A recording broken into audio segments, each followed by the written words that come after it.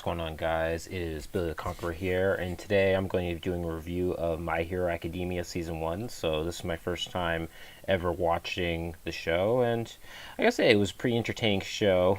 Um, yeah, I mean, as an origin story for, like, the main character, it's pretty interesting. I mean, the superheroes are very, cool.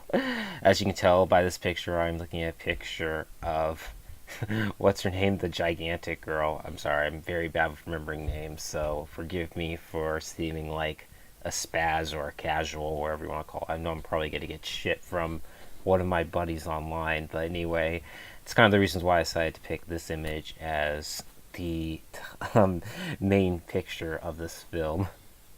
So, a pleasure to meet your ass queen. Now that is a pretty funny joke, and before right after this, you get a bunch of guys in the scene who are basically taking pictures of her ass and stuff. Kind of a joke on those, perverts that will like to see anything sexy in a superhero costume. So, the usual. Kind of a joke on the whole comic book fanboys. So yeah, for the first episode, it was pretty good, and the main character Deku is kind of interesting. So for those who don't know, the My Hero Academia is basically follows a young boy named Deku who's born in a world where most of the population, about 80%, has quirks, and in the world of My Hero Academia, quirk is essentially a superpower, and 85% of the population has a superpower of some kind.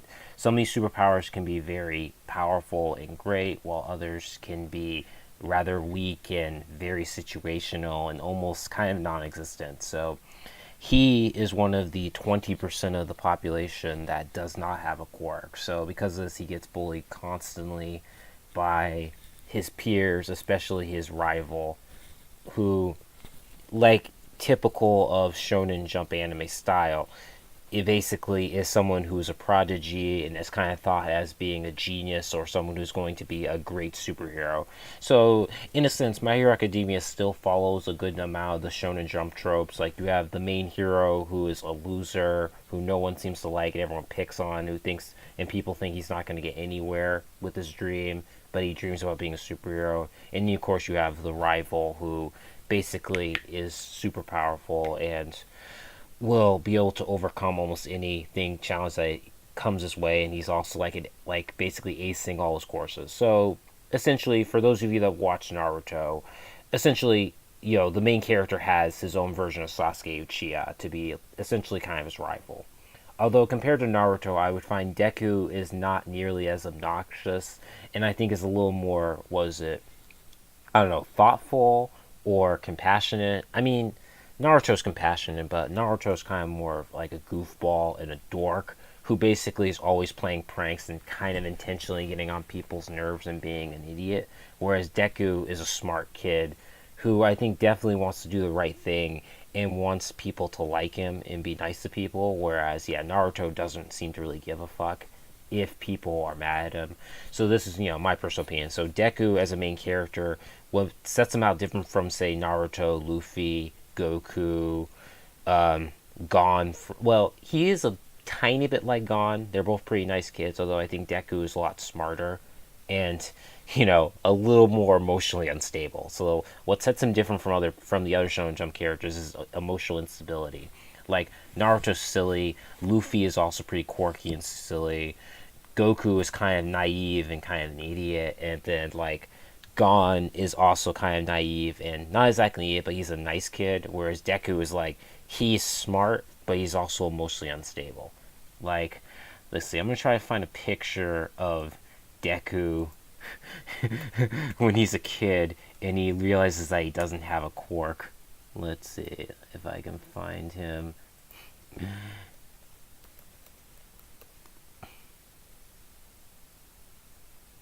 Okay, let's see. Oh, crap. It's a little small. That's too small. Let's see. Okay, so here it is right here. So here is Deku after he learns from the doctor that he is quirkless, as in he has no superpower. So he is watching a rerun of All Might's, greatest accomplishments, like his highlights as a superhero. And he's basically sitting there crying, and his mom comes over and cries because she knows that he has a dream to be a superhero, and not because he has a quirk, it means his dreams may not be achievable. Which, again, is a very common shonen trope. You have the main character who has a dream, and people are always telling him he can't do it, so he has to overcome all the odds and the obstacles. So, another trope that you find in shonen manga. I just find that his look at times, especially when he's getting excited at watching All Might be a superhero, it looks very psychotic, like looking like he's ready to potentially go on a massive killing spree. Yes, I know he's a kid, but it is pretty disturbing.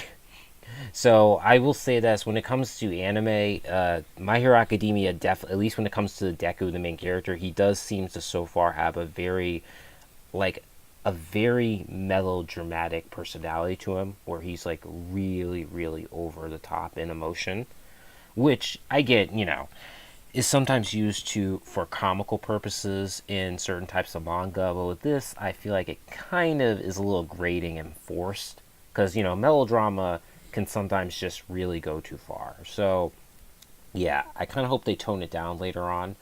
But the character of All Might is pretty interesting because clearly you can tell he's kind of inspired off of a Superman type archetype, where he's kind of considered the greatest superhero. As you can see, let's see, no, it's not from the first episode. Okay, there's One Punch Man versus All Might. That's pretty funny. But let's say like here, so with All Might, you basically have a character who, come on, load. Okay, so with All Might, you basically have a character who you can tell is very inspired off of Superman. You also could see maybe a bit of Captain America since he has no cape, so kind of gives you a whole Mr. Incredible vibe with the whole no capes, like that joke. But you can kind of tell that he's inspired off of Superman with maybe a bit of a couple other superheroes. So he basically is kind of like considered the Paragon type of superhero. For those of you that haven't played Mutants and Masterminds, the Paragon is essentially the archetype of superhero in the role-playing game that essentially is the Superman archetype.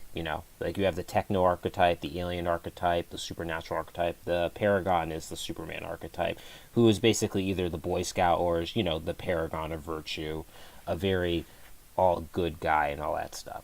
So this is All Might. What makes All Might also interesting is the fact that when he is not doing superheroics, he essentially kind of deflates into a very thin, almost anorexic type of guy, like right here. Like this is All Might without his superpower. So apparently, what you see as All Might the superhero is basically him flexing his muscles, essentially, which is pretty interesting. So, and almost like in classic shonen fashion, all of his attacks have a special name for them, kind of like, what is it? Detroit Smasher or Texas Roadhouse or whatever you want to call them. Sorry, I haven't memorized all the attacks. I'll probably memorize them more along the way. So, yeah, this was a very interesting episode. I feel like episode 1, for what it is pretty cool, and storyline is pretty interesting. Basically usual. Supervillain made of liquid robs a store, and he basically almost kills Deku, and basically, yes, Deku gets saved by the hero, which is, the usual thing you see in superhero comics in America. And then, he asks them, can I become a superhero without superpowers? Because in this world, since Batman doesn't exist here, he doesn't have a template to go off of. But if Batman did exist, I am pretty sure Deku would definitely use him as inspiration. He would be his favorite superhero. That's my personal opinion. So, yeah.